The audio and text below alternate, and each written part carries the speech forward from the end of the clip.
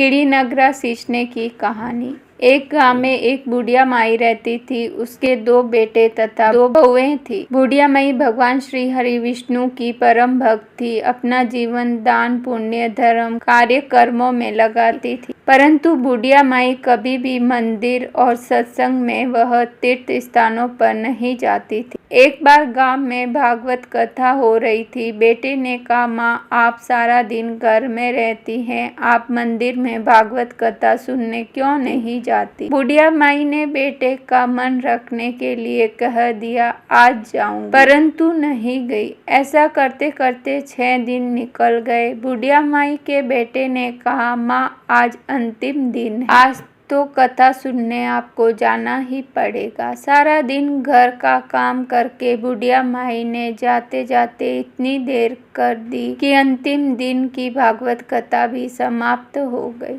भगवान श्री हरि विष्णु सन्यासी का रूप धारण करके बुढ़िया माई के पास आए और बोले, बुढ़िया माई तुम कहाँ जा रही हो? बुढ़िया माई ने कहा, मैं भागवत कथा सुनने जा रही हूँ। तब सन्यासी रूपधारी भगवान श्री हरि विष्णु ने कहा, अब इतनी देर से क्यों जा रही हो? वहाँ तो अब कथा समाप्त हो गई, अब वहाँ जाकर क्या करोगी? बुढ़िया माई ने कहा, अब घर से निकली हूँ तो जाकर ही आऊंगी। तब सन्यासी रूपधारी भगवान श्री हरि विष्णु ने कहा कि अब कथा समाप्त हो गई, भक्त लोग भी अपने अपने घर चले गए, अब तुम वहाँ से क्या लाओगी? तो बुढ़िया माई बोली, कुछ नहीं तो मैं वहाँ से एक ईंट ही उठा लाऊंगी। तो सन्यासी रूपधारी भगवान श्री हरि विष्णु बोले, तुम वहाँ से मिट्टी की ईंट लाओगे, इसके बदले में मैं तुम्हें एक सोने की ईंट दे देता हूँ। बुढ़िया माई ने ईंट ले ली और घर की तरफ चल पड़ी और विचार करने लगी कि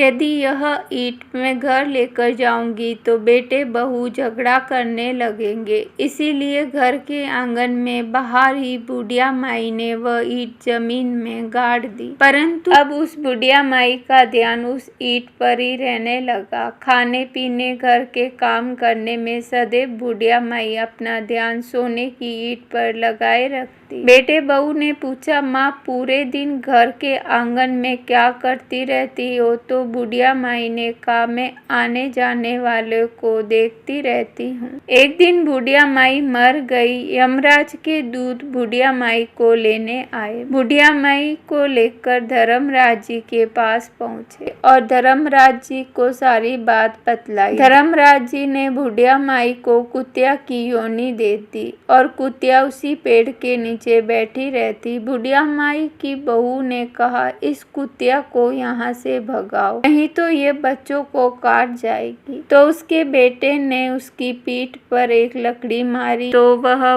कुतिया रूपी बुढ़िया माई मर गई। उसके बाद उसको सर्प की योनि मिली। आंगन में सर्प को देखकर बेटे बहू ने किसी को काट न जाए इसी डर से मार दिया। फिर बुढ़िया माई मर कर धर्मराज जी के पास पहुंची। बुढ़िया माई कीड़ी का रूप धारण करके उस आंगन में कीड़ी नगरा बना लिया। आंगन में कीड़ी नगरा हो गया। घर वाले बहुत परेशान हुए। पूरे घर में कीड़ियां हो गई और खाना भी नहीं बना पा रहे थे। तब मन ही मन भगवान से प्रार्थना करने लगे। तब भगवान श्री हरि विष्णु सन्यासी का रूप धारण करके आए और बोले कि कुछ खाने को दे दो। तो घर वालों ने कहा, महाराज हमारे खाने को भी कुछ नहीं बनाया क्योंकि हमारे घर में कीड़ी नगरा हो गया है, आप ही इसका कुछ उपाय बतलाए। तब महाराज जी ने आंगन में खुदाई की और सोने की ईंट निकाली, उसके 3 भाग किए और बेटों को दे दिए और कहा, तुम तुम्हारी माँ के नाम से दान पुण्य करना, धर्मशाला बनवाना, स्कूल बनवाना, प्याऊ लगवाना, गौशाला में गाय के चारे खाने की व्यवस्था करना।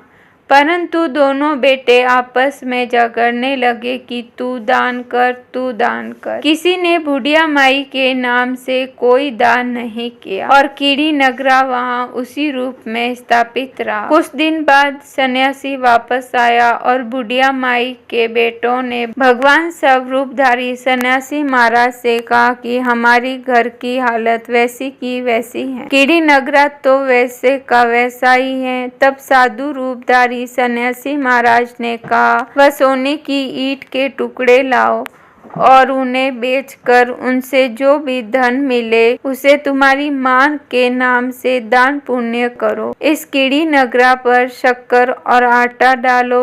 तुम ऐसा करोगे तो तुम्हारी माँ को मोक्ष की प्राप्ति होगी। उसके बाद उनके घर से कीड़ी नगरा चला गया। जो व्यक्ति प्रतिदिन सुबह प्रातः आटा और शक्कर कीड़ी नगरे पर डालता है वह सदैव धनवान पुत्र, मान संपन्न, सुख शांति से जीवन यापन करता है। उसके घर में कभी कोई कष्ट नहीं आता। उसका जीवन सदा सर्वदा आनंद से व्यतीत होता है। उसके परिवार जन उसे अत्यधिक स्नेह प्रदान करते हैं। कीड़ी नगरा प्रतिदिन सीखने से जुड़ी नगरी की कहानी सुनने से, दान पुण्य व धर्म कार्यों में रुचि लगाने से जीवन उत्तम हो जाता है।